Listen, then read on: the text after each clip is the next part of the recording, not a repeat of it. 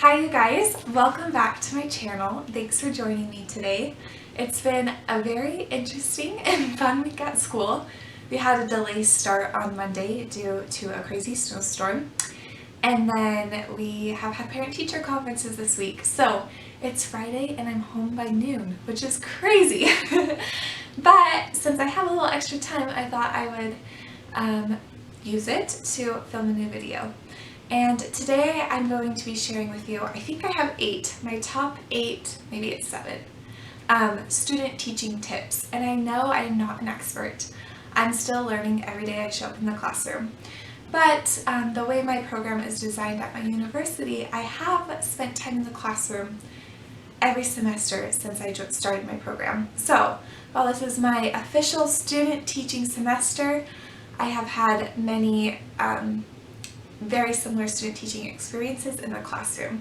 And I know it can be a little overwhelming at first and nervous because you want to put your best foot forward. So I just want to share some of my tips that I have learned from my professors and from my experience of how to be the most successful you can be at student teaching.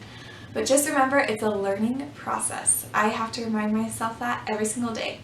When I start to feel like I'm getting in the groove, something happens and I'm like, whoa, okay, time out. Let's try that again. So anyways, thanks for joining me. Thanks for clicking on this video. If you like what you see and you want some more content and ideas and more about my experience of teaching, please subscribe and like this video. Jump right in with tip number 1. I wrote these on my phone, so if I look down, that's why. And I tried to think about putting them in an order of importance, but I honestly couldn't because they are just all so important. But my first one, I would say, is probably the most important, and that is learn names. Not just the names of your students, that is extremely important, but I feel like if you're spending a lot of time in the classroom and you're full-time student teaching, it's gonna come. Like when you're with the kids 6.5 hours in a day, it will come, you will learn their names, and it's very important that you do. But don't forget about the staff members. Obviously you want to know your mentor teacher's name, very important, but also get to know like the principal, your receptionist ladies. They're going to be such a great help to you. And I had one professor tell us, like, if I were to walk into your school and stop by the front desk, the receptionist ladies should know your name and have nothing but good things to say about you. So they really do a lot of work. So on your very first day, take the time to stop by, talk to them, introduce yourself to them, get to know them a little bit better, and remember their names. Along with that, remember your principal's name, introduce yourself to your principal, super duper important. And all other teachers, like your resource teachers, your ELL teachers, because I guarantee that you're going to have students in your classroom who go and spend time with those other professionals. And if you develop a connection and relationship with them, then you can work together to best help that student. The other important people, they're all important. Like, seriously, just learn everyone's name. I know it's so hard and so overwhelming, but try your very best. But try to build connections with the other grade level teachers. I feel really lucky because when I walked in, my mentor teacher is like best friends with the other first grade teacher, and they have a really great working relationship with lots of collaboration. And I noticed from day one that it was going to be very important for me to also build a relationship with that teacher because my mentor teacher spent so much time with her and they really did plan and prepare things together, and I wanted to be a part of that. So just be open, be friendly, and build connections with every member of your school. You're not just there to be a part of the classroom, you're there to be a part of the school. And I think by doing this, it's going to set you up to have great experience for when you're actually in the career. So yeah, that's my first tip. Learn names. Students, super important, learn their names so you can start that connection and they can know you care, but also staff members at your school, learn the names. My second tip is to anticipate the need. So your first few days in the classroom, you will mostly probably be observing. That's a very important part of the process because you need to get a feel for how your teacher runs things, the procedures that are in place, how the students interact with one another. You need to be very observant. So my tip for observing is I never sit and observe. When I'm watching the class, I'm always walking around and moving. And this just shows that I'm there to establish my place in the classroom. And also it helps with classroom management. Like students, if they know there's an adult walking near their desk, they're less likely to do things they shouldn't be doing.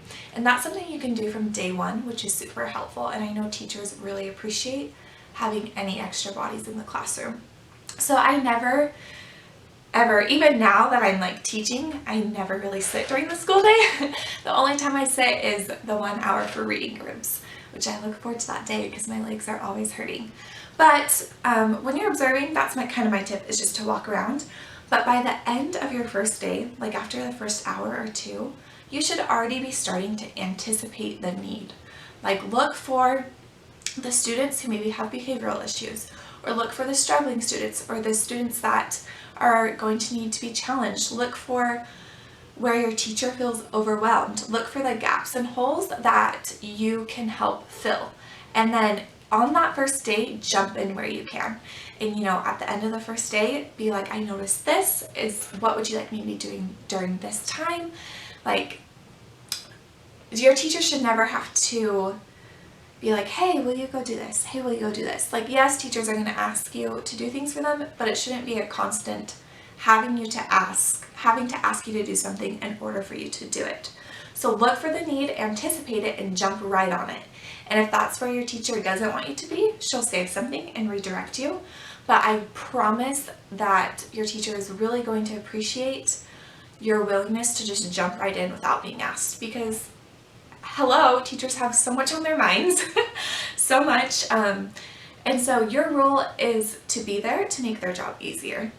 And I think when you're anticipating the need, it also shows that you're willing to take initiative and that you want to be there as a co-teacher in the classroom, which that is the goal of student teaching, is to follow a co-teaching model.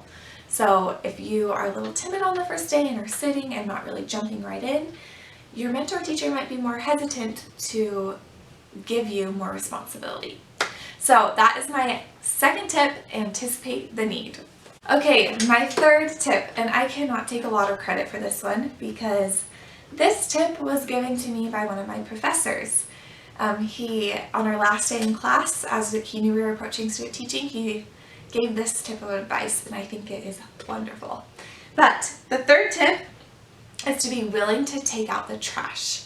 And what that means is be willing to do the housekeeping jobs in the classroom and volunteer to take them over for your teacher so she does not have to do them. That means walking the students to their preps, to lunch, taking over recess duty, literally taking out the trash if it needs to be taken out. Doing those housekeeping jobs, you can't just jump into a classroom and be like, hey, I'm here, let me teach. Let me do all those things. Teachers take pride in what they do, and most teachers love to teach, and so it's going to be really hard for them to hand over that precious teaching time. So my tip is show that you're willing to do the not so glamorous parts of the job, because there's not a doubt in my mind that once you have a real job, you have to do all of the parts of the job. I know that to be true, and so as a student teacher, I think that's one of your roles and duties, is to take that over for your teacher. Let me see if I forgot anything for that tip. Okay, I think we're good. I had to take notes because I was practicing and thinking about what I wanted to say, and I had a lot to say, and so I had to write them down so I wouldn't forget. But that is my tip number 3, be willing to take out the trash. Okay, so my fourth tip is to just jump right in and give it your all. Show up on your first day knowing what you want to do. Because every class I've been in, the mentor teacher on the first day, when we're debriefing the day, they'll ask, what do you want this semester? Like, what are your expectations? What can I do for you? So I would say show up knowing what you want to do, what you want to get out of that semester. Like for me this semester, I told my teacher, I'm preparing to enter my first year of teaching, so I would like to take on as much as you're willing to give me, as much control and responsibility that you're willing to share with me and let me do, I want to do it. Along with that, ask what your teacher wants from you. I think this is a great way to start off the semester because then you have an idea of what they're looking for, and it shows that you're there to help. Like, just always remember that you are a guest in the classroom. And I know it's hard because there might be certain things you want to get done, or you might want to do things a certain way, but your mentor teacher is so kind to let you come in and to share their classroom with you.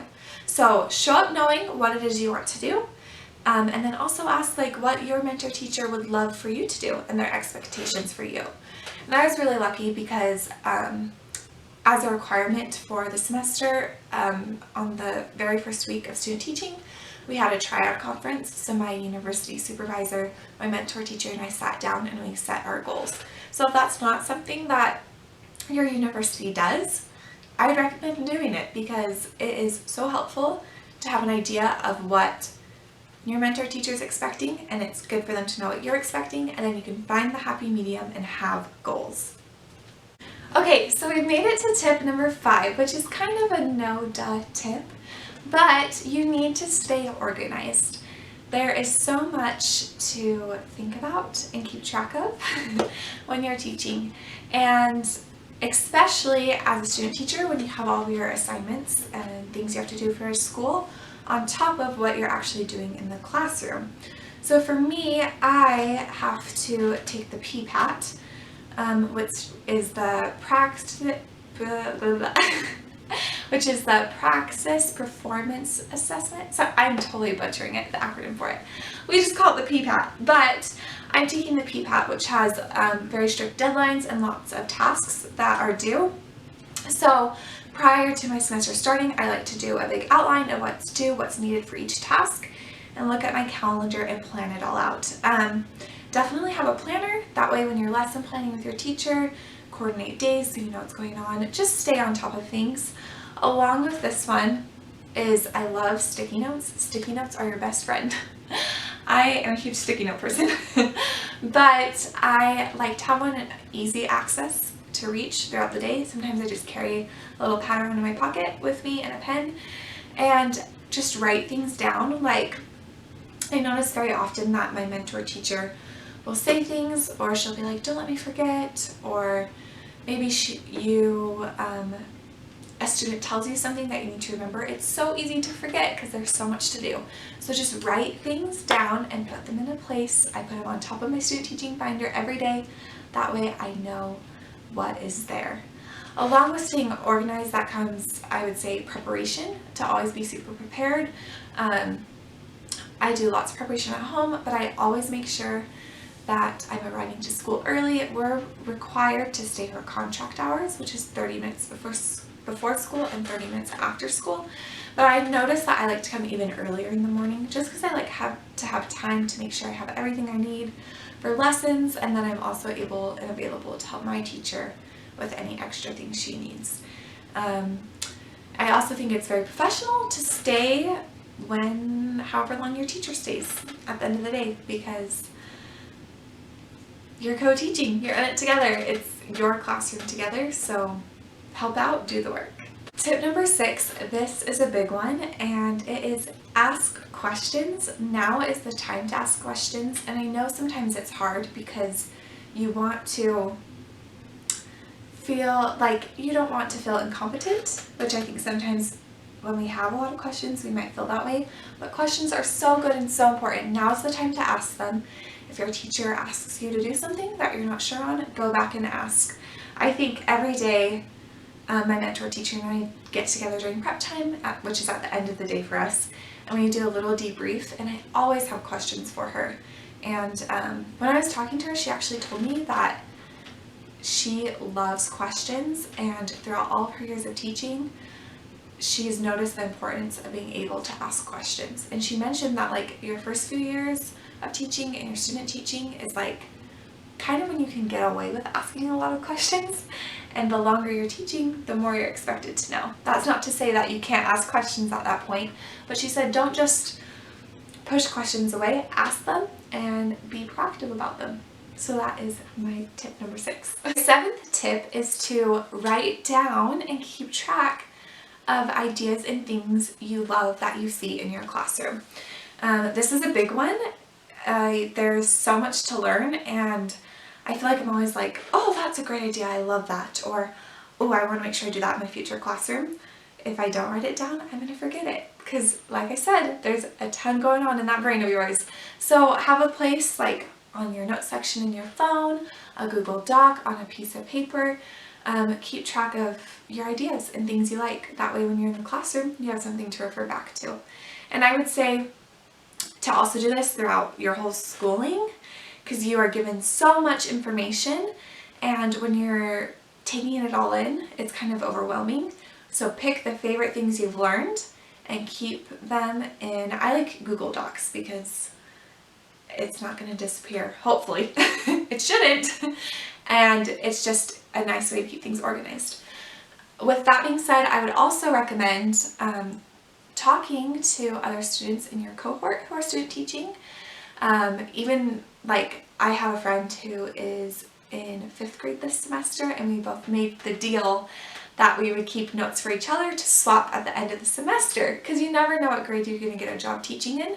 So coordinate with your peers and everyone take notes so you can all share. That way you have a great resource to go to once you end up getting your teaching job. My 8th and final tip is to just give it your all, soak it all in, be ready to learn, know you're going to make mistakes, and just love the children. Love the cute kiddos that you get to work with, even the challenging ones.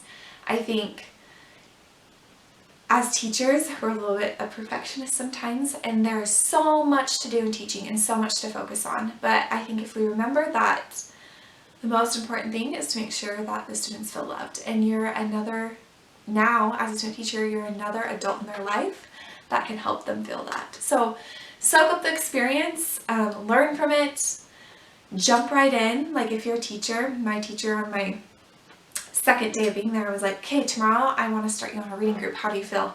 And I did feel a little overwhelmed in the moment, but I was like, you know what? Just go for it. Just jump in, because there's no great way to ease into it. And at the point of student teaching, you've been learning for a couple of semesters. You're ready for it. You're capable. You have the knowledge you need. So now's the time to just jump in, apply that knowledge, and see how it goes and learn from it. So if you're about to start student teaching, good luck. It's going to be a great experience. Thanks for watching, and stay tuned for more videos. Bye!